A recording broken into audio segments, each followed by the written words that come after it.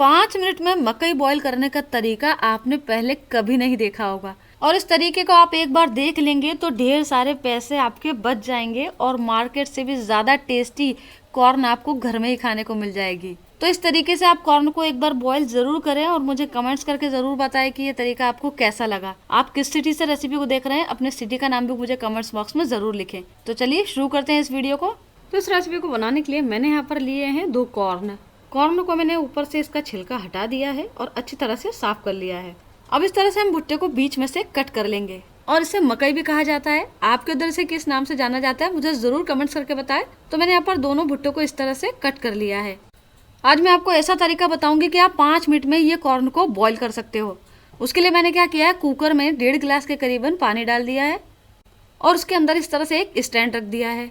अब जो हमने भुट्टे कट करके रखे ना, एक एक कॉर्न को हम इसके अंदर इस तरह से अरेंज करेंगे। इसे हमें पानी के अंदर नहीं रखना है, स्टैंड के ऊपर ही रखना है और पानी इतना रखना है कि जो कॉर्न है वो डूबे नहीं।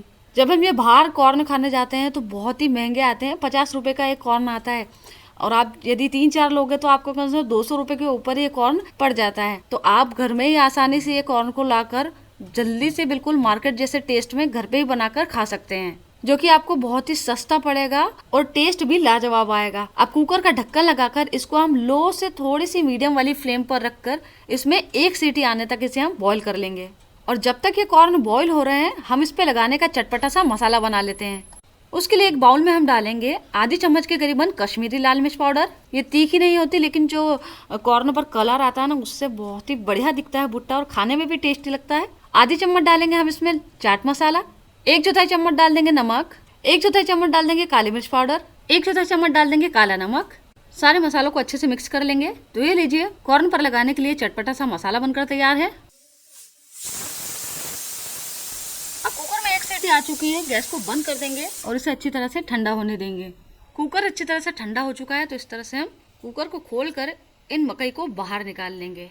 यदि आप ये मकई को तपेली वगैरह में बॉईल करेंगे तो उसमें क्या होगा कि आपको टाइम भी ज़्यादा लगेगा इसे बॉईल करने के लिए और गैस भी बहुत ज़्यादा लगेगी। और जब आप इस तरह से कुकर में बॉईल करेंगे तो 5 मिनट में जो कॉर्न है अच्छे से बॉईल भी हो जाएंगे और गैस भी बहुत कम लगेगी। अब मैं आपको एक मकई का दाना तोड़कर दिखाती हूँ कि देखिए कितना आसानी से ये बॉईल हो गया। ये देखिए, अब इस गरम गरम मकई के ऊपर हम इस तरह से जो चटपटा मसाला हमने बना कर रखा है उसे हम इस पर लगाएंगे। तो इस तरह से मैंने यहाँ पर एक नींबू ले लिया है, इसके ऊपर हम इस तरह से इसे मसाले में हल्का सा डिप करेंगे और पूरी मकई के ऊपर इस तरह से रब कर देंगे, जिससे कि जो पूरा मसाला है वो मकई के ऊपर अच्छी तरह से लग जाएगा और जो लेमन का जूस है वो भी इसके अंदर चला जाएगा। तो बहुत ही बढ़िया सा चटपटा टेस्ट आता है। मुझे तो देख कर ही मुंह में पानी आने लगा है। तो आप इस तरह से एक बार मकई ज़रूर बॉईल करिएगा अपने घर में और मुझे कमेंट्स करके ज़रूर बताना कि आपको ये मकई का टेस्ट कैसा लगा। हम फिर मिलेंगे एक नई रेसिपी के साथ। Thank you friends, you watching my video.